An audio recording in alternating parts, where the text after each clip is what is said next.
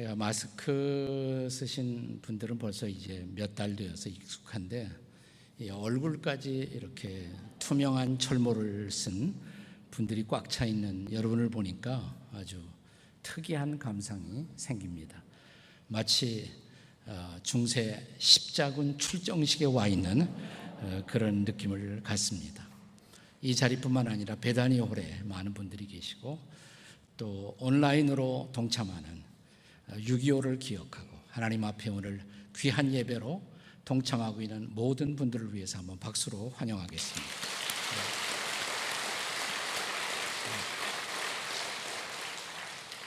요즘에는 박수보다 더 좋은 게 참 이런 고난의 시대를 살아가는 사람들을 피차에 또 격려하고 존경하기 위해서 이런 인사를 하더라고요. 사랑하고 또 존경합니다. 자, 옆에 우리가 말을 많이 하면 비말의 위기가 찾아올 수 있으니까 그냥 옆에 쳐다보시면서 한번 사랑하고 존경합니다. 한번 해보시죠. 사랑하고 존경합니다. 네.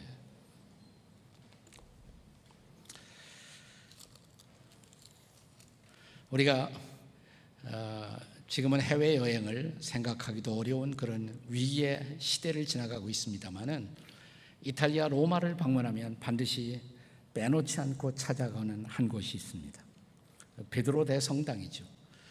그리고 이 베드로 대성당은 바티칸 뮤지엄의 한 부분이기도 합니다. 1972년 5월 21일에 실제로 일어났던 사건입니다. 한 젊은이, 이 젊은이는 본래 헝가리 출신의 호주 국적을 가지고 있던 젊은이가 층계를 따라서 올라옵니다. 그리고 교회당 안으로 들어옵니다. 지금은 상당히 그 위기의 상태로부터 그 안에 있는 작품들을 보호하기 위한 시큐리티 안전장치가 잘 되어 있습니다만은, 그때만 해도 안전장치가 허술했을 때 일이에요. 자, 이 딱 교회당 안에 들어오면 양쪽으로 쭉 절비한 작품들이 있습니다. 첫 번째 작품이 미켈란젤로의 유명한 피에타상입니다. 예수님이 돌아가신 후에 예수님의 어머니 마리아가 아들 예수님을 품에 안고 슬픔에 비탄에 잠겨있는 모습을 형상화한 그런 조각상이죠. 근데 젊은이가 한참 쳐다보는 거예요, 조각상을. 갑자기 품에서 뭘 하나 꺼냅니다. 햄머였어요. 햄머, 망치였습니다. 그리고 그 조각상 피에타상 앞에 가더니 갑자기 옆으로 타고 올라가더니 머리 부분부터 막 찍어내리기 시작했습니다.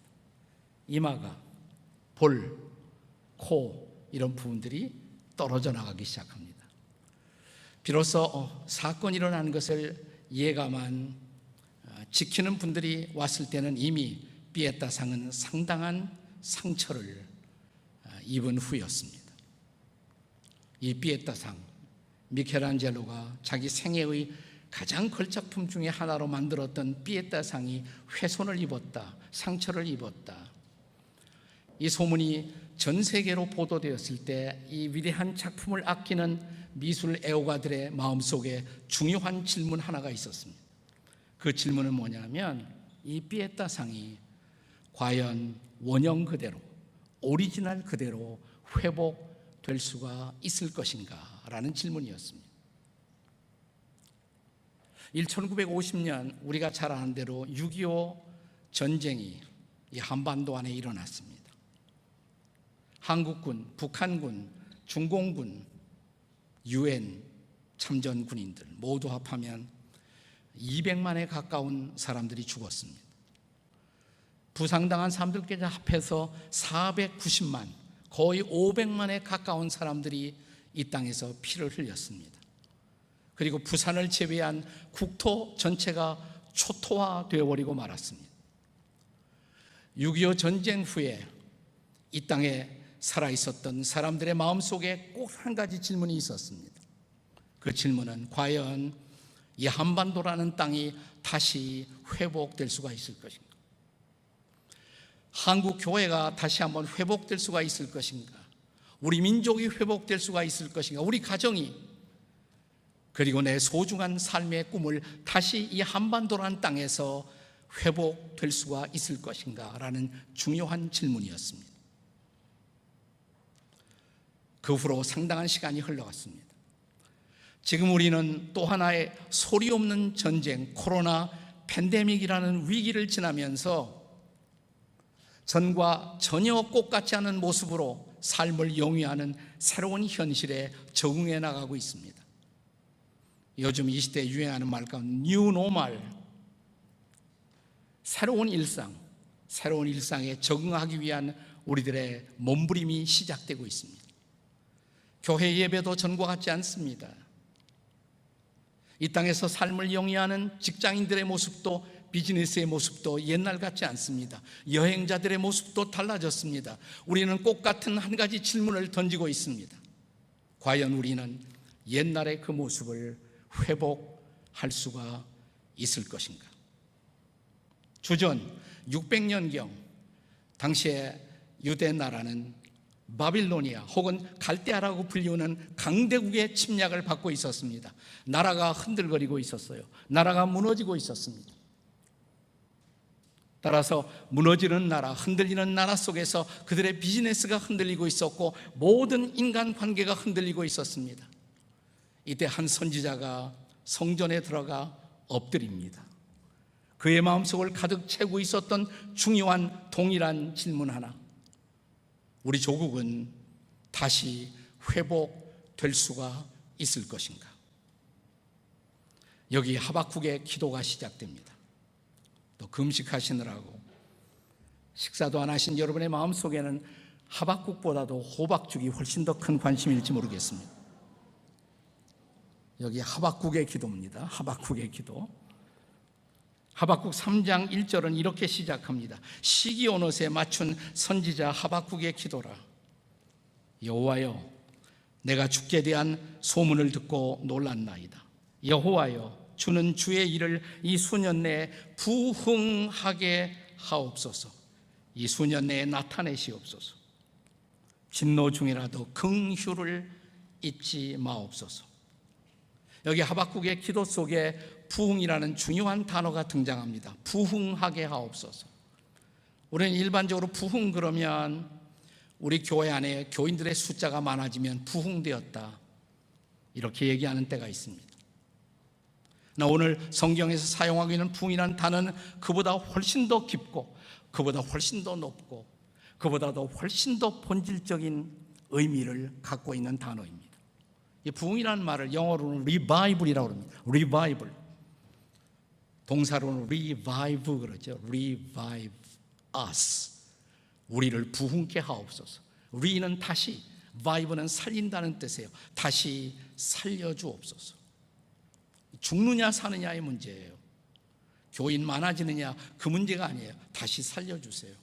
저는 여기서 부흥이라는 단어를 오늘 기도를 드린 하박국의 오리지널 의도를 살핀 우리 시대의 단어로 다시 바꿀 수 있다면, 부흥과 가장 근사한 비슷한 단어가 있다면 그것이 바로 회복이라고 생각해요.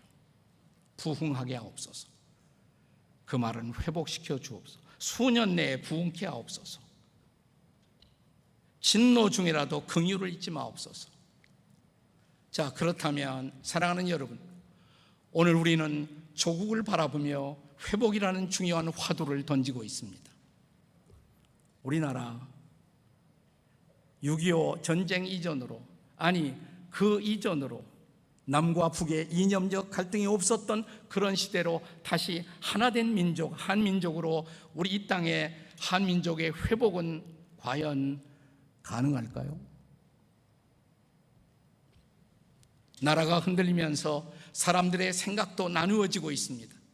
이념의 갈등과 대립이 이 땅을 힘들게 만들고 있습니다. 우리는 정말 하나된 모습으로 다시 하나님 앞에 회복될 수가 있을까요?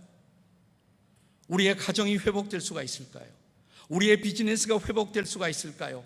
그리고 이 흔들리는 세상 속에 함께 흔들리고 있는 한국교회, 더 이상 이 땅의 소망이라고 말하기가 부끄러운 한국교회, 과연 한국교회의 회복이 가능할 수가 있을까요? 회복을 갈망하십니까? 회복을 열망하십니까? 회복을 기도하기를 원하십니까?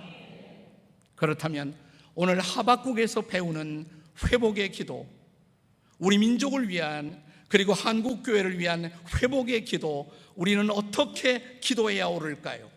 오늘 우리는 하박국의 기도를 통해서 회복을 위한 세 가지 중요한 기도의 키워드, 중요한 단어를 함께 붙들고 싶습니다. 회복을 위한 기도의 세 가지 키워드. 그 첫째는 하나님의 긍휼이라는 단어입니다. 하나님의 긍휼. 한번 따라서 해보세요. 하나님의 긍휼. 자, 큰 소리로 하지 말고 옆에 사람에게 비말이 튀어나가지 않도록 옆에 사람 살짝 쳐다보시면서 하나님의 긍휼을 위해 기도합시다. 이렇게 하나님의 긍휼을 위해 기도합시다. 자, 다시 3장 2절로 돌아옵니다. 여호와여, 주는 주의 일을 수년 내에 부흥하게 하옵소서, 회복하게 하옵소서, 이 수년 내에 나타내시옵소서. 그 다음에 두 개의 대조적인 단어가 여기 등장합니다. 한 단어는 진노, 또 한 단어는 긍휼이라는 단어입니다. 진노 중에라도 긍휼을 잊지 마라 주옵소서. 한번 따라서 하실까요? 진노 중에라도 긍휼을 잊지 마옵소서. 왜 지금 하박국은 기도하면서 진노라는 단어를 떠올리고 있을까요? 기도하면서 생각해 보니까 자기 민족이 이렇게 된 것, 어쩌면 이것은 필요한 하나님의 진노요, 하나님의 채찍이었을지 모른다는 생각이 그의 마음을 붙들었을 것입니다. 우리 민족의 방탕함, 우리 민족의 하나님을 향한 불신, 불경건함, 그리고 서로가 서로를 밟고 있는 모습, 사랑하지 못하고 있는 모습, 이중적인 모습, 이기적인 모습, 우리들의 탐욕, 어쩌면 이 땅에는 하나님의 진노가, 채찍이 필요했을지 모릅니다.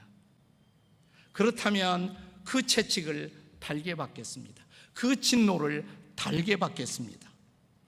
하지만 하나님, 우리를 진노할 때 하시더라도 너무 오래 가지 마시고 수년 내에 그랬어요. 수년 내에 부흥케 하옵소서. 수년 내에 회복시켜 주옵소서. 진노 중에라도 그 다음에 뭐예요? 긍휼을 잊지 말아 주옵소서. 그는 하나님의 진노라는 채찍을 받아들이면서 동시에 하나님의 긍휼을 기억하고 그 긍휼의 하나님 앞에 하나님의 긍휼에 매달리고 있는 것입니다. 하나님의 긍휼, 그 긍휼을 잊지 마라 주시옵소서. 하나님 된, 하나님을 하나님 되게 하는 여러 가지 하나님의 품성들 혹은 속성들이 있습니다. 그 중에 가장 두드러진 속성 중에 하나는 긍휼입니다. 긍휼, mercy, 긍휼하신 하나님. 에베소서에 보면 바울이 거듭 강조하는 중요한 단어 중에 하나가 긍휼에 풍성하신 하나님. 그 하나님을 바라보며 하나님의 긍휼에 매달리고 있습니다. 하나님, 이 땅에 채찍이 필요했다면, 진노가 필요했다면 진노를 쏟으세요. 부으세요. 달게 받겠습니다. 그것은 필요한 진노, 필요한 채찍입니다. 그러나 하나님, 너무 오래 그렇게 하진 마십시오. 진노 중이라도 긍휼을 베풀어 주시옵소서. 우리를 긍휼히 여겨 주시옵소서. 좀 더 원색적인 다른 단어로 바꿀 수가 있다면 우리를 불쌍히 여겨 주옵소서라는 말이죠. 우리를 불쌍히 여겨 주옵소서. 하나님의 아들이신 예수님이 이 땅에 오셨을 때 이 땅에 살고 있는 사람들, 목 잠든 양들처럼 방황하는 사람들을 바라보시면서 복음서는 계속적으로 강조하기를 예수께서 그들을 옛날 번역에는 민망히 여기셨다 그랬어요. 민망히. 난 그게 매우 민망한 번역이라고 생각을 하는데 어쨌든 민망히 여기셨다. 개역 개정판은 바꾸었습니다. 예수께서 그들을 불쌍히 여기셨다. 불쌍히 여기셨다. 긍휼히 여기셨다 이 말이에요. 불쌍히 여기셨다. 여러분, 요즘 우리 주변 사람들을 바라보면 불쌍한 마음이 들지 않습니까? 나를 보아도 내가 불쌍하지 않나요? 제가 제 아내하고 결혼을 했을 때 딱 결혼하고 나서 하나님 앞에 두 가지를 감사했어요. 보니까 제 아내가 저보다 훨씬 더 기도를 많이 해요. 저는 기도에 대하여 가르치지만 또 기도에 대하여 설교하지만 실제로 기도하는 시간은 저보다 제 아내가 훨씬 더 많더라고요. 그래서 기도하는 아내를 주셔서 감사합니다. 근데 그 기도 가운데서 한 가지 제 마음에 좀 걸리는 것이 있었어요. 제 아내가 기도할 때 보면 유난히 불쌍히 여겨달라는 단어가 많이 나와요. 불쌍히 여겨주세요. 제가 하루는 그랬습니다. 여보, 당신 혼자 있을 때 그리 기도하는 것은 상관이 없지만 옆에 사람들이 있을 때 너무 불쌍히 여겨달라고 너무 큰 소리로 기도 안 했으면 좋겠다고. 왜요? 그래요. 아니, 누가 들으면 당신이나 나를 얼마나 불쌍하게 보겠나고. 그냥 살짝 당신 혼자 있을 때 그렇게 하라고. 근데 가만히 보니까 그냥 하는 것이 아니에요. 거기에 사람이 들어가요. 아무개 집사님을 불쌍히 여겨주세요. 아무개 권사님을 불쌍히 여겨주세요. 아니, 내 아내의 기도 속에 왜 아무개 집사님, 권사님이 등장하지? 그것이 궁금했어요. 알아보니까 something이 있었던 거예요. 근데 목사 아내가 그렇다고 집사님하고 권사님하고 이렇게 다툴 수도 없는 일이고, 그걸 가슴에 품고 하나님 앞에 나와서 그냥 호소하고 기도하는 거예요. 하나님, 그 집사님 불쌍히 여겨달라고. 그래서 그 다음부터 알았습니다. 제 아내의 기도에 누군가가 등장하면, 어느 권사님이 등장하면 아마 그 권사님이 우리 마누라에게 스트레스 주었구나, 이렇게 알아차리기 시작했습니다. 어느 날 제가 밖에 나갔다 집에 있는 아파트로 들어오는데, 아파트 밖에까지 안에서 기도하는 제 아내의 기도 소리가 두런두런 바깥으로 새어나와요. 주님, 불쌍히 여겨주세요. 오늘은 또 누구를 불쌍히 해달라나 들어봤더니, 하나님, 제 남편을 불쌍히 여겨주세요 그러더라고요. 네, 세월이 흐르다 보니까 저도 그 기도에 전염이 됐어요. 그 기도를 좋아하게 됐어요. 또 인생을 살 만큼 살다 보니까 세상에 불쌍하지 않은 사람 아무도 없더라고요. 그냥 아무 소리 하지 말고 옆에 있는 사람을 살짝 쳐다만 보세요. 한번 이렇게 쳐다만 보세요. 얼굴을 보시니까 보여줘야지, 좀 이렇게 보여는 줘야지. 그래도 보셨으면 조용히 이렇게 말해 보세요.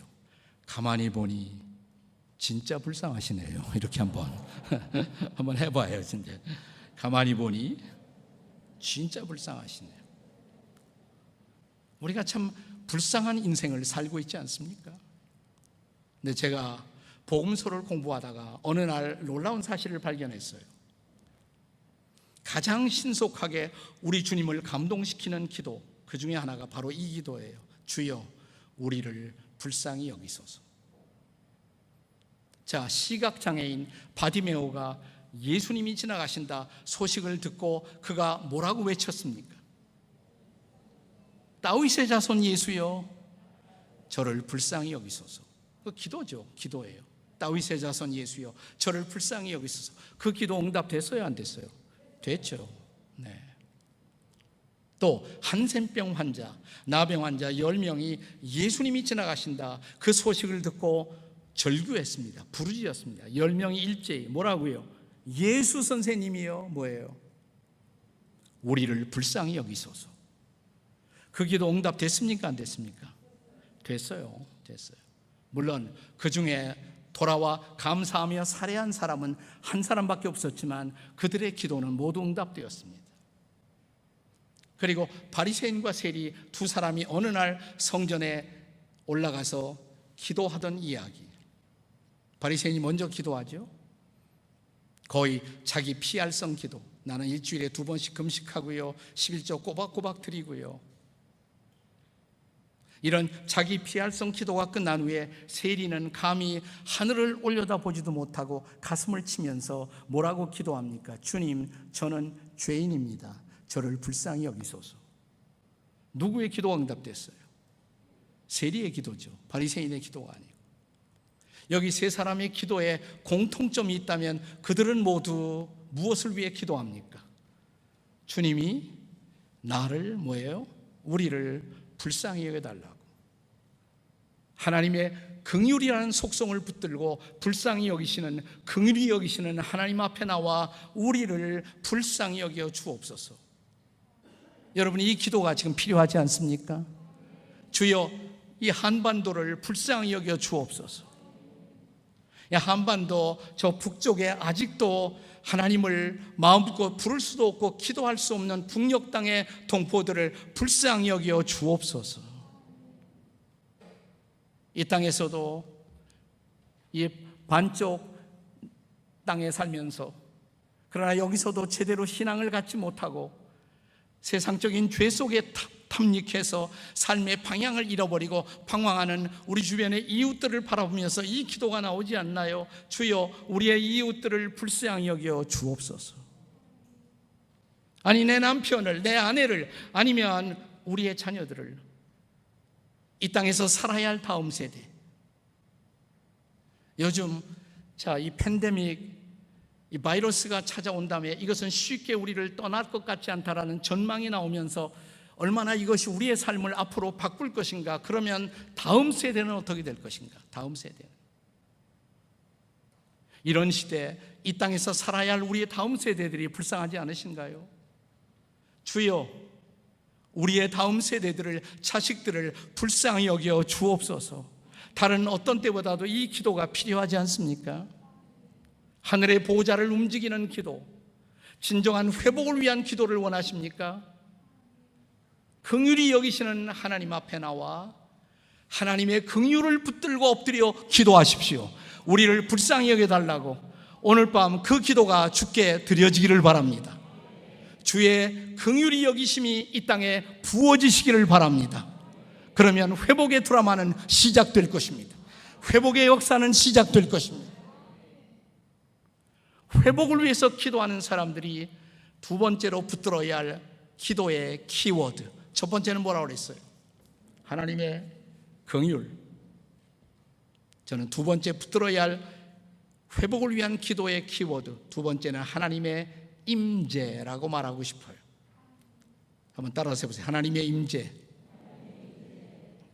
옆에 사람 살짝 쳐다보시면서 하나님의 임재를 인하여 즐거워하십시다. 한번 해보세요.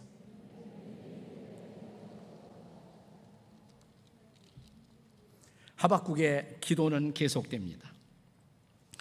하박국 3장의 하박국의 기도의 절정이 저는 17절이 아닐까 생각해요.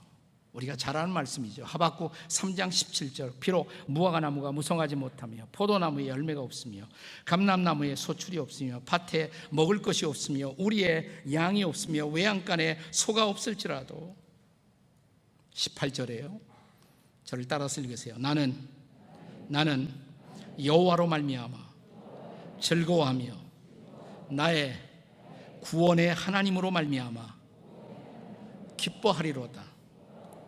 자, 18절에서 하박국 선지자는 무엇 때문에 즐거워합니까? 여호와 하나님 때문에. 무엇 때문에 기뻐합니까? 하나님 때문에 기뻐하는 거예요. 자, 지금 시국이 어떤 시국입니까? 갈대아 바빌로니아의 침략을 받고 있어요. 나라는 풍전등화로 멸망 직전의 어두운 상황입니다. 그리고 그들은 더 이상 지나간 날에 그들이 짓고 있던 농사를 계속할 수가 없습니다. 목축도 계속할 수가 없습니다. 17절의 고백처럼 무화과나무가 더 이상 열매를 맺지 못하고 포도나무에 소산이 없고 감람나무에 소출이 없어지고 밭에 먹을 것이 없어지고 우리의 양이 없어지고 외양간에 소가 없어지고 우리 은행에 적금이 없어지고, 지금 그런 상황이에요. 지금 이런 상황. 저는 17절의 이 리스트는 지금까지 주의 백성들이, 이스라엘 백성들이 인조이하고 있었던, 즐거워했던 축복의 리스트라고 생각해요. 축복의 리스트. 무화과 열매, 포도나무의 열매, 감람나무의 소출, 밭에 먹을 것, 우리의 양, 외양간의 소, 이건 다 하나님의 축복이란 말이죠. 하나님의 축복, 혹은 하나님의 선물이에요. 그런데 그 축복이 흔들리고 있어요. 그 축복이 하나씩 둘씩 달아나고 있어요. 자, 그런데 이런 비극적 상황 한복판에서 우리가 전혀 예측하지 못했던 하박국의 놀라운 고백이 나옵니다. 그게 18절이란 말이죠. 나는 여호와로 말미암아 즐거워하고 구원의 하나님으로 말미암아 기뻐하겠다고. 하나님의 축복 좋은 것입니다. 그러나 하나님의 축복보다 훨씬 더 중요한 것은 하나님이 더 중요한 것입니다. 제 얘기를 잘 들으시기 바랍니다. 하나님의 축복, 하나님의 선물, 이것은 중요한 것이고 필요한 것이지만 우리가 하나님이 주시는 축복에 매달려, 하나님이 주시는 선물에 매달려 그 축복을 주시는 혹은 선물을 주시는 하나님을 망각할 때 우리가 지금까지 즐거워했던 축복도 혹은 선물도 우상이 될 수 있다는 거 아세요? 우상의 정의는 뭡니까? 우상은 하나님과 나 사이에 끼어드는 모든 것, 그것 때문에 하나님 앞에 나가는데 방해가 돼요. 그것 때문에 하나님 사랑하는 일에 방해가 돼요. 그 모든 것이 우상일 수가 있어요. 우상은 우리에게 익숙한 것, 우상은 우리가 좋아하는 것, 우상은 그것 때문에 우리가 삶을 걸어왔던 것들이 때때로 우상일 수가 있어요. 우상. 때때로는 우리의 사랑하는 가족들도 우상이 될 수가 있어요. 예수님이 제자의 도리를 가르치면서 누구든지 나를 따라오려거든 자기 부모나 형제나 자매나 및 자기 목숨까지 미워하지 아니하면 내 제자가 되지 못하리라. 저는 20대 초에 좀 영어 공부하고 싶어서 선교사님들 따라다니다가 예수를 믿게 되었는데 어느 날 누가복음에서 그 구절을 발견하고 너무 좋았어요. 내가 예수를 믿지 못할 이유를 발견한 것 같아요. 어떻게 부모, 처자, 형제, 자기 목숨까지 미워할 수 있단 말인가? 난 그렇게 못해. 그러니까 난 예수를 믿을 수가 없어. 그냥 영어만 배울 거야. 이렇게 생각을 했습니다. 그 당시. 근데 그 구절이 제 마음속에서 떠나가지 않는 거예요. 생각나고 또 생각나고 또 생각나고. 계속 그 구절을 묵상하던 어느 날 신통한 생각이 제 마음속에 떠올랐습니다. 저는 지금도 그것이 신이 통한 생각이라고 믿고 있어요. 이건 진짜 부모나 처자나 형제나 자매나 자기 목숨을 미워하라는 것이 아니라 가만히 생각해 보니까 이것은 우리 인생에서 가장 소중한 존재들, 부모 없이 내가 없잖아요. 처자, 내 남편, 아내 없이 인생의 길을 걷는다는 것은 얼마나 외로운 일입니까? 내 자식 없이 내 인생이 어떻게 삶의 의미를 가질 수가 있겠어요? 하나밖에 없는 내 목숨, 이건 다 가장 소중한 선물들이란 말이죠. 하나님의 선물. 근데 이건 진짜 문자 그대로 부모를, 처자를, 형제를, 목숨을 미워하라는 소리가 아니라 부모나 처자, 형제, 목숨이 귀하거든 이것들을 주시는 하나님은 훨씬 더 귀하다, 이런 뜻이 아닐까? 그러니까 이것보다 하나님이 더 중요하다. 제가 예수도 잘 믿지 않으면서 어느 날 제 머릿속에 스쳐 지나간 중요한 생각, 저는 성령이 주신 생각이라고 믿어요. 우선순위의 문제예요. 실제로 복음서의 다른 구절을 보니까 자기 부모나 처자나 형제나 나보다 더 사랑하는 자는 내게 합당치 아니하고, 이건 우선순위의 문제란 말이죠. 그게 해결이 됐어요. 그것 때문에 해결을 할 수가 있었어요. 하나님의 선물은 소중해요. 그렇지만 선물을 주시는 하나님이 훨씬 더 소중해요. 믿으십니까? 저는 아들이 둘인데 어렸을 때, 아주 어렸을 때 제가 밖에 나갔다가 집에 돌아오면 아들들한테 점수 따려고 조그마한 선물을 항상 사가지고 왔어요.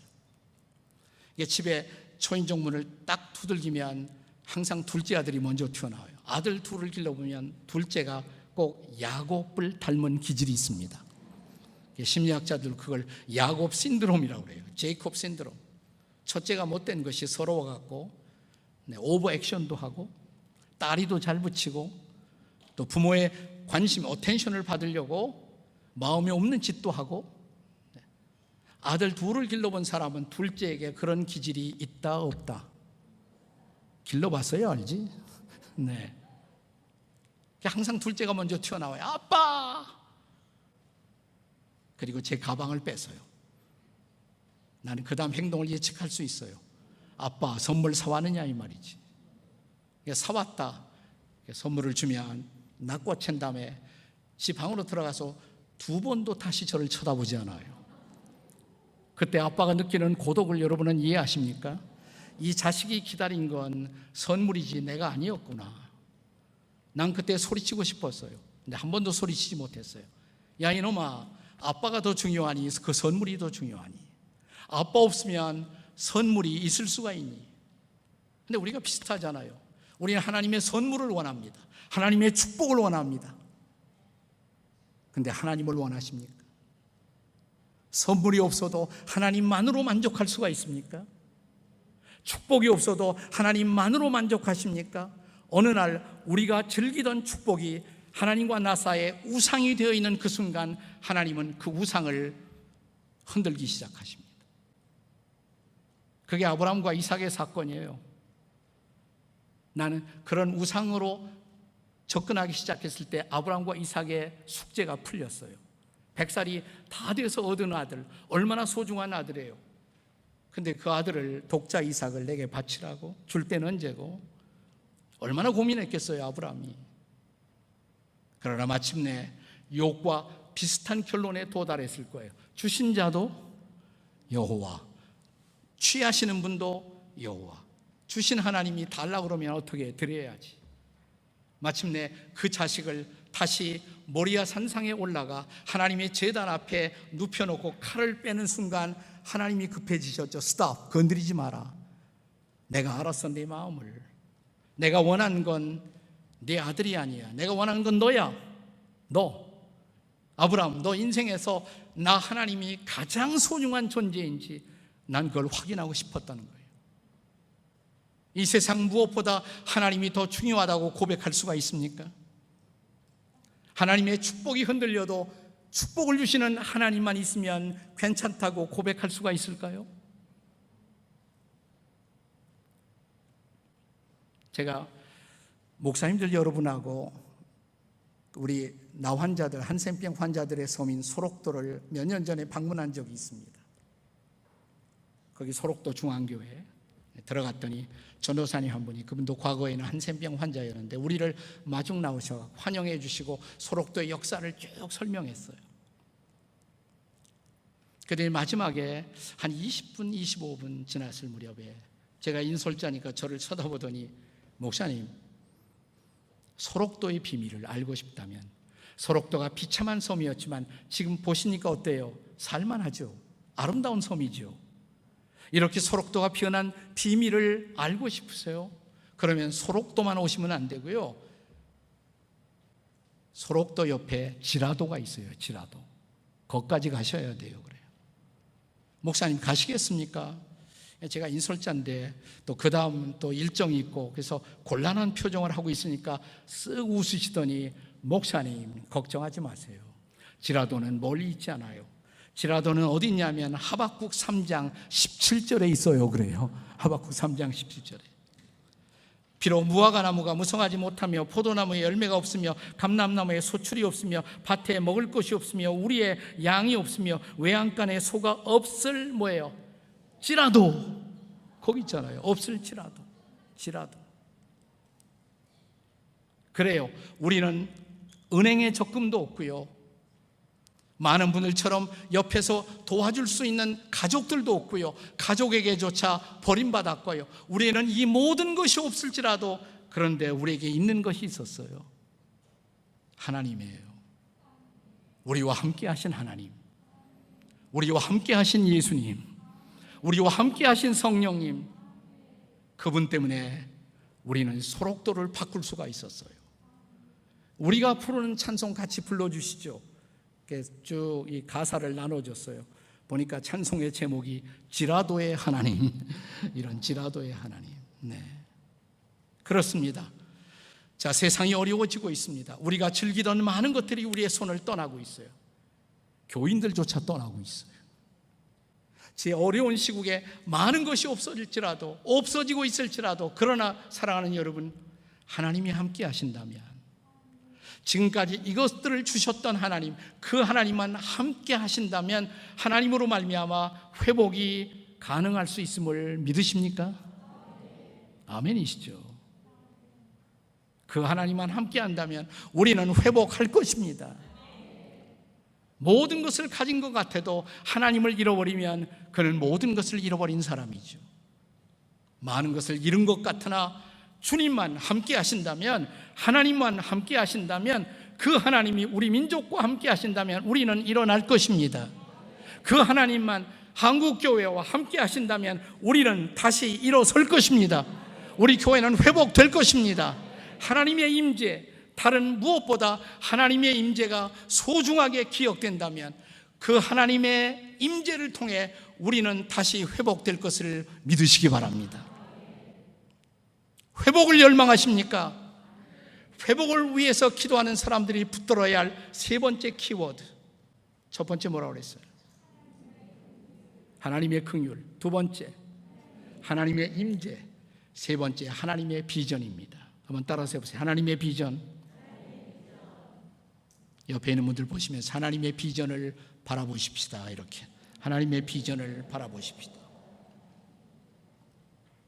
여기 하박국 3장의 마지막 구절 보시면 19절에 주 여호와는 나의 힘이시라 나의 발을 사슴과 같게 하사 나를 나의 높은 곳으로 다니게 하시리로다.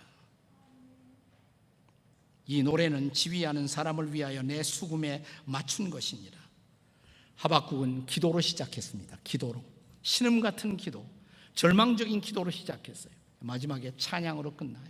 노래로 끝납니다. 그 노래의 가사가 뭡니까? 주 여호와는 나의 힘이시라 그가 나의 발을 사슴과 같게 하사 나를 나의 높은 곳으로 다니게 하시리로다. 여기 사슴이 나와요. 사슴의 이미지. 여러분은 사슴 그러면 뭐가 제일 먼저 생각나십니까? 뿔. 네. 제가 미국에서 이민 목회를 할 때 저희 아버님이 잠깐 미국을 방문하셔서 효도 관광차 모시고 여기저기 다녔는데 자연이 좋은 곳에 가면 거기 사슴들이 많이 나와요. 한 마리가 아니라 여러 사슴이, 아기 사슴, 가족 사슴, 이웃 사슴까지 쭉 나와요. 그걸 보더니 우리 아버지가 갑자기 그러시더라고요. 야, 사슴 피, 그러시더라고. 우리 아버지는 사슴을 잡수고 싶은 생각이 나셨던 모양. 지금 하박국 선지자는 사슴의 뿔을 말하지 않습니다. 사슴의 피를 말하지도 않습니다. 사슴의 발을 말합니다. 발, 다리. 그 날렵한 다리, 그 연약해 보이는 다리. 여러분, 조금 전까지 깊고 어두운 골짜기 속에 들어가 있는 사슴을 생각해 보세요. 깊고 어두운 골짜기에서 이 사슴은 이렇게 부르짖습니다. 어찌하여 나에게 이런 어둠의 골짜기를 지나게 하십니까? 어찌하여 나로 코로나의 골짜기를, 어찌하여 우리로 전쟁의 골짜기를 지나게 하십니까? 사슴은 이렇게 부르짖었습니다. 근데 잠시 후에 그 사슴이 그 날렵하고 연약해 보이는 그 다리로 튀기 시작해요. 그러더니 어느새 저 높은 언덕 위에 올라서 있는 사슴, 그리고 조금 전까지 자기를 위협하고 있었던 그 어두운 골짜기를 저 높은 곳에서 내려다보고 있는 사슴의 유유자적한 그 자태를 한번 연상해 보십시오. 그리고 이 마지막 구절을 다시 읽어보세요. 주 여호와는 나의 힘이시라 나의 발을 사슴과 같게 하사 나를 나의 높은 곳에 다니게 하시리로다. 조금 전까지 골짜기에 있었어요. 위험한 골짜기에. 근데 골짜기를 탈출한 것입니다. 지금은 높은 곳에 가 있어요. 높은 곳에 기뻐하며 찬양합니다. 그 높은 곳에서. 여러분, 성경에서 높은 곳이라는 이 단어를 가지고 여러분이 연구를 해보시면 특별히 구약에서는 그건 예배와 관련이 있어요. 예배. 시편에 보시면 높은 곳에서 하나님을 찬양하라. 우리는 높은 곳에서 하나님을 찬양합니다. 저 높은 곳에서 하나님을 예배합니다. 그리고 저 높은 곳에서 하나님의 영광을 체험합니다. 하박국은 다시 한번 저 높은 곳에 서서 하나님을 만나고 하나님과 동행하고 하나님의 영광을 지금 체험하고 있는 것이에요. 그 높은 곳에서 하나님과 더불어 동행하는 그 멋진 모습, 그 놀라운 비전, 이것은 모든 하나님의 백성들이 사모해야 할 비전이 아니겠습니까? 여러분의 가슴을 설레게 하던 예배가 언제였습니까? 주님과의 그 깊은 교제 속에서 주님을 찬양하다가 주의 영광을 바라보면서 한밤을 지새면서 하나님이 저의 전부입니다, 이렇게 고백했던 적이 언제였습니까? 저 이제 다른 거 다 없어도 괜찮아요. 하나님만 있으면 돼요. 하나님이 나의 기쁨, 하나님이 나의 노래, 하나님이 나의 영광.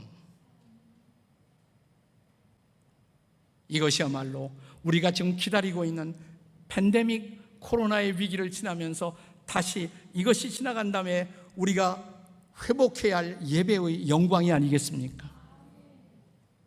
다시 하나님을 마음껏 예배하고 싶어요. 찬양하고 싶어요.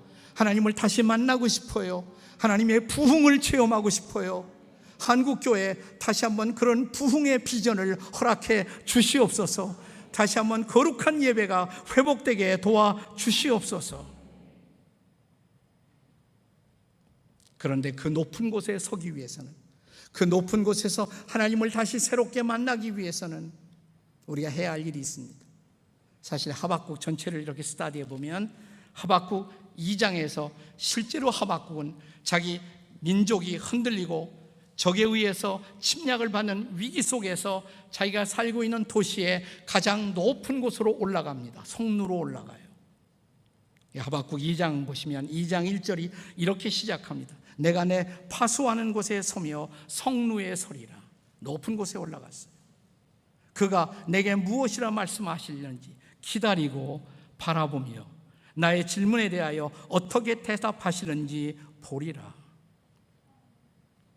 하박국의 이해를 돕기 위해서 조금만 더 1장으로 가신다면, 하박국 1장이 열리자마자 하박국은 입에서 두 가지 외마디 같은 단어를 계속 쏟아내고 있었어요. 하박국 1장 2절에 3절에 보시면, 2절부터 보시죠. 2절에 여호와여 내가 부르짖어도 주께서 듣지 아니하시니 어느 때까지입니까? 어느 때까지 우리를 이런 상황, 이 어려움 속에 두시겠습니까? 언제 코로나가 끝나겠습니까? 또 3절에 어찌하여 내게 죄악을 보게 하시며 패역을 눈으로 보게 하시나이까? 어찌하여? 이 단어가 하박국 1장에 반복됩니다. Why?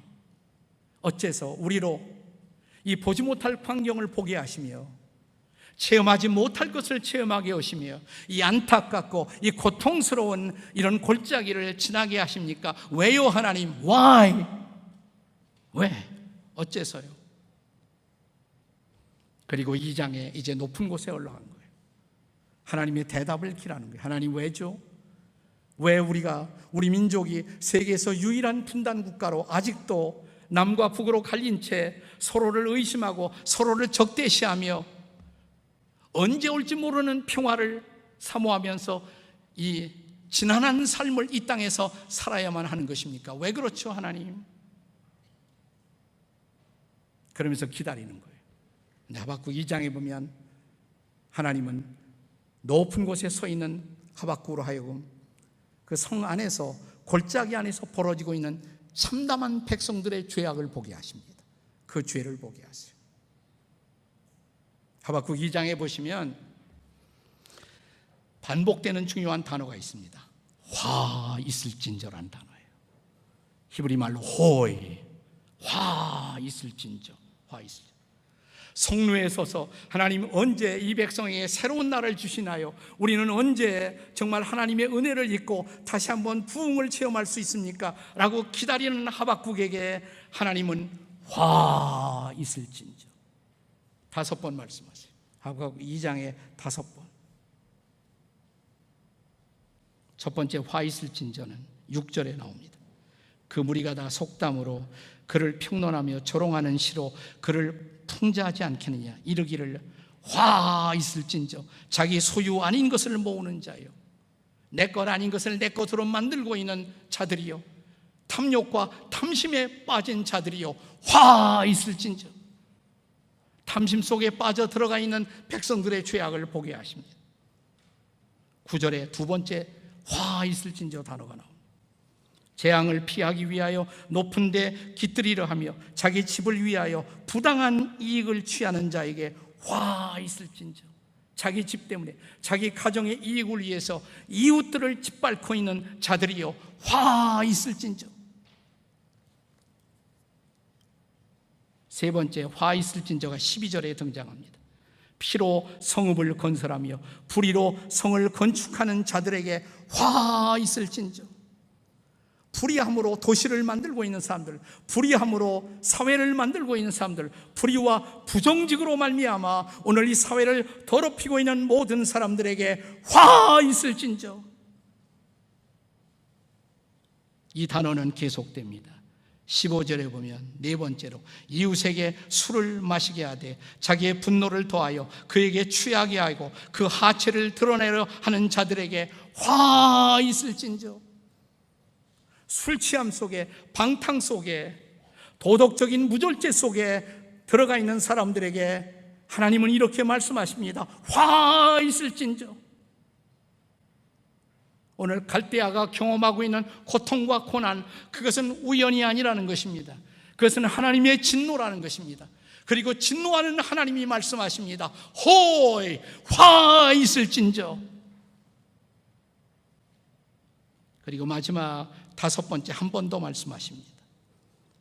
19절에 보시면 2장 19절에 화 있을진저.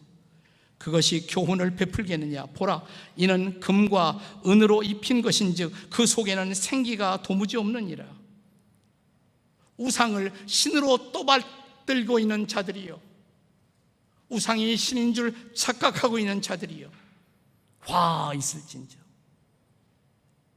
오늘 우리의 우상은 뭡니까? 우리는 옛날처럼 선앙당에 가서 절을 안 할지 모르지만 오늘 우리는 탐욕을 우상으로 만들고, 돈을 우상으로 만들고, 쾌락을 우상으로 만들고, 권력을 우상으로 만들고 있지 않습니까? 이런 우리를 바라보시면서 하나님은 말씀하십니다. 화 있을진저. 그 골짜기를 바라보라는 거예요. 우리가 이 골짜기에서 벗어나 저 높은 곳에 서기 위해서는, 그리고 그 높은 곳에서 다시 하나님을 예배하며 하나님의 영광을 보기 위해서는 우리가 이 죄들을 처리해야 한다는 것입니다. 이것이 회개의 숙제입니다. 저는 때가 되면 하나님이 이민족에게 하나님의 방법으로 평화로운 통일을 반드시 주신다고 믿습니다.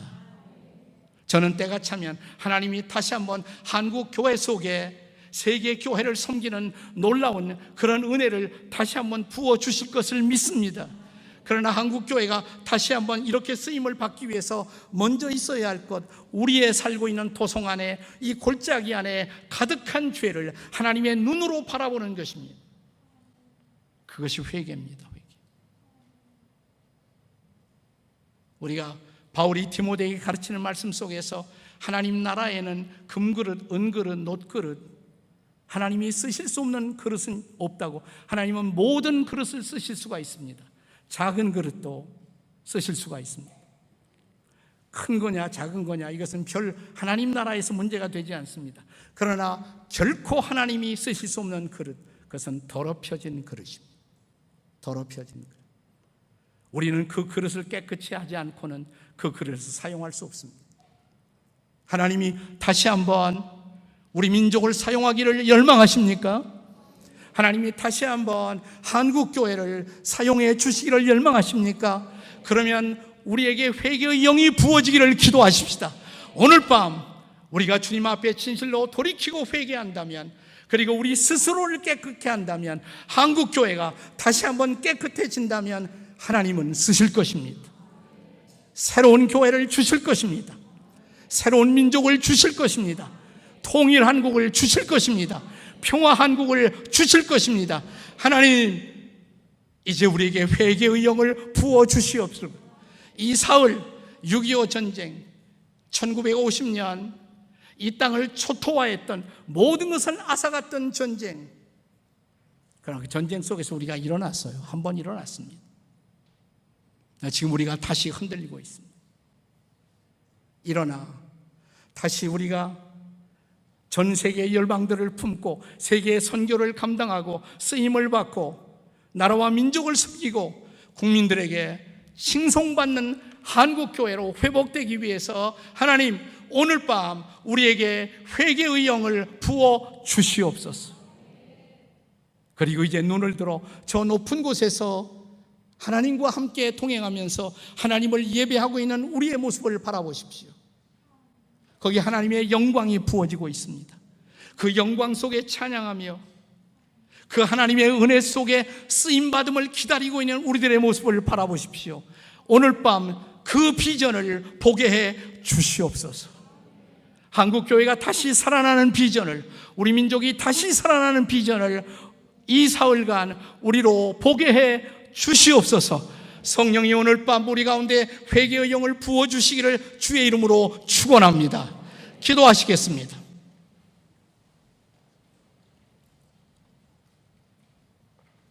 우리 조용히 머리 숙여 기도할 때, 옛날 우리 한국교회 우리 선배들이 6.25 전쟁 후에, 아니 부흥에서 아마도 제일 많이 불렀던 찬송이 있다면 천부여 의지옵소서 손들고 옵니다.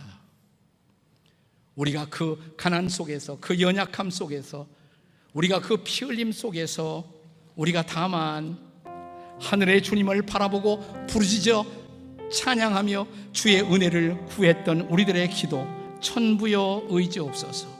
한번 같이 찬양하며 오늘 밤 잠시 기도 속에 이제 들어가게 될 것입니다.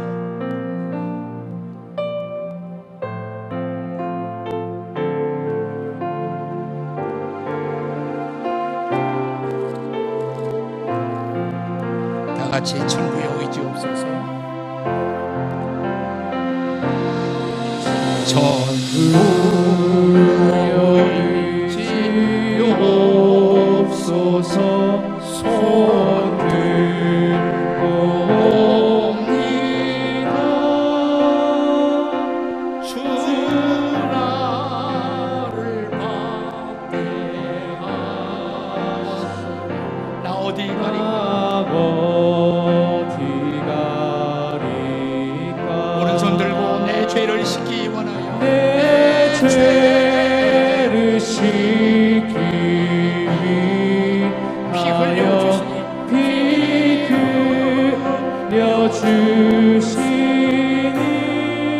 곧 회개하는 마음으로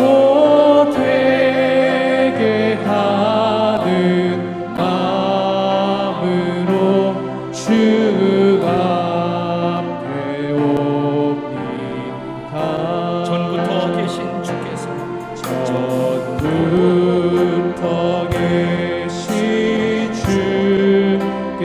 영축을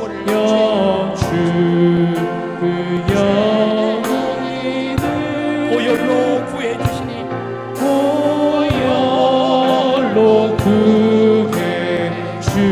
그 사랑 한없네 그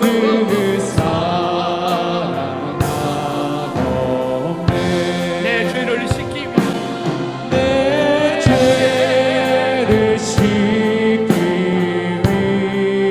피 흘려주시니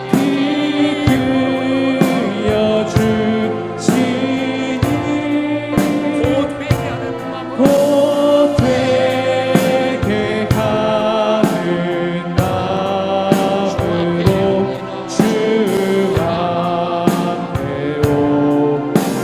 나 예수 의지한다.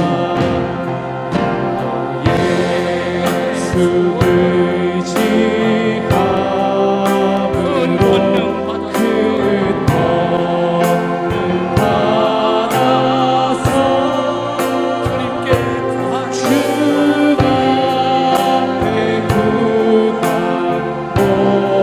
늘 얻겠습니다. 자, 두 손 높이 들고 내 죄를 씻기 위하여